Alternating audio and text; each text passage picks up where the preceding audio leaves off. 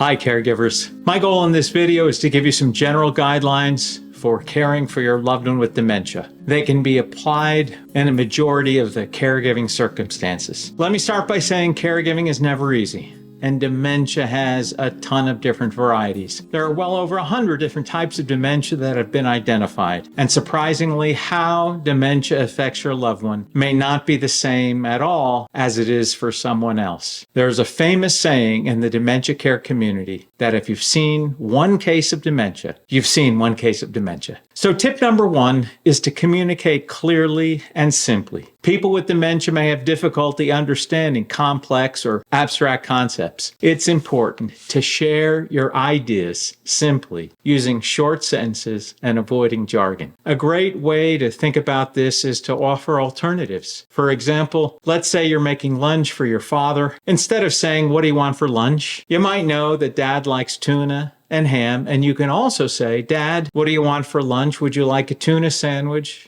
Or would you like ham?" It's also important to break things down into components as much as possible. For example, maybe you're picking up Dad and you need him to get dressed, get on his shoes and jacket, and then get in the car. The quick way of communicating this is, "Okay, Dad, we're going to get you dressed, get on your shoes and coat, and we're going to get in the car as soon as we can." Okay? Now that's a lot of information. So just break it down into the components and say, "Come with me, let's get dressed." And then, of course, you help him get dressed. Then you say, "Okay, Dad, let's get your shoes on." And so on. And finally, you get Dad into the car. Breaking it down into the component parts makes it simpler and easier to understand. And there's less need for him to remember the individual components. Now, you might say, and probably correctly, that if Dad needs your help on every step of the way, and you're doing these things anyway, what difference does it make? That's a good point, but it's a point of view that treats him with less respect. Everyone likes to know what's going on. No one likes to feel confused. Breaking things down into simple steps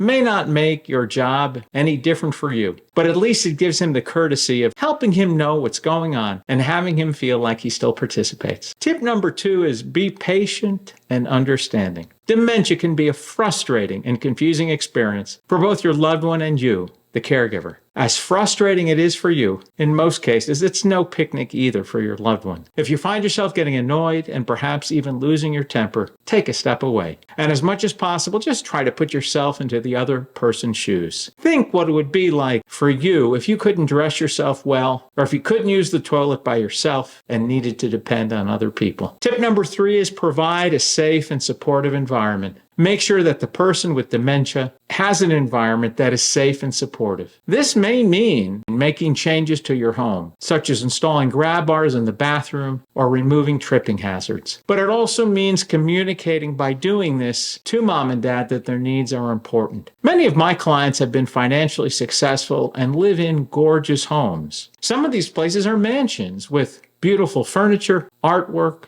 rugs, etc. And it can be very challenging to make changes to these places that are so important to the people who live in them. But a lot of these things are just fall hazards. I had one client whose husband was a severe fall risk. My frank and honest advice was to take up the rugs because every transition from the smooth oak floor to the thick oriental carpets was an opportunity for him to fall and get caught up on his walker. It was very challenging for her to think about that because she was very proud of her beautiful home. Another thing to keep in mind is that you honestly cannot have too many grab bars. For my loved ones, I place them at every point of transition, even if it's a single step, like from a kitchen into a TV room. Every transition point is an opportunity for someone to fall. Screw holes can be puttied over and everything can be repainted. Installing these, even if it's temporary, is a lot less work and a lot less traumatic than Dad having a broken hip. Tip number four is to encourage independence within their limits, and as much as possible, encourage your loved one with dementia to do things for themselves. This is going to help them maintain their sense of independence and dignity. If Dad can dress by himself, provide standby assistance as needed, letting him do the parts of the dressing process that he can handle. Maybe he can put his socks on by himself. Yeah, it probably would be faster if you did it, but as long as he can do it safely, let him do the job.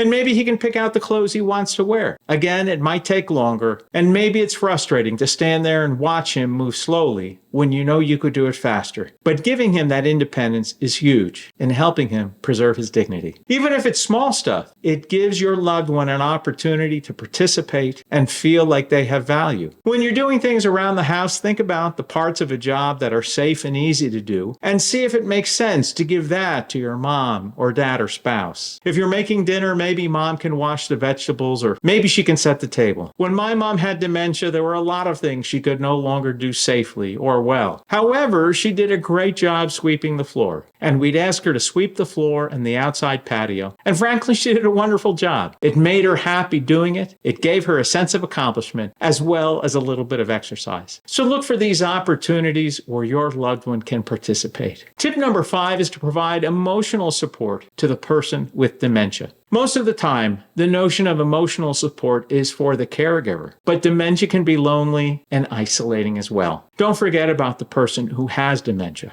A common question I get asked is, does my loved one know they have dementia? It is a fact that people can be aware that they are losing their cognitive capability and that they are in decline. I've had many clients who have accepted the fact that they were no longer their best selves. For some folks, this can be devastating. Your loved one may be acutely aware of it and incredibly distressed. Don't think that you're the only one suffering in this process. You're watching the Caring Corner, where we cover Alzheimer's, dementia, and all things caregiving for yourself and your loved one. If you find this content helpful, please like and subscribe so YouTube knows it has value. Tip number 6 is help with activities of daily living. It goes without saying that at some point you'll need to assist with activities of daily living such as bathing, dressing, and eating. The key thing here is to be patient and understanding and offer your help in a way that is respectful and dignified. A big challenge as a dementia caregiver is knowing just how much you should do for your loved one and how much you should let them do for yourselves. It's a fine line which constantly changes due to the natural progression of the disease. Obviously, the main consideration here is safety. Let them do as much as they can for themselves safely, but when their well-being is compromised, step in and help them out. But always please try to do it in a way that's respectful and dignified. For example, if you're going to remove dad's shirt, make eye contact and let him know what you're going to do. If he doesn't process information so well, if he doesn't hear so well, you might need to make the action of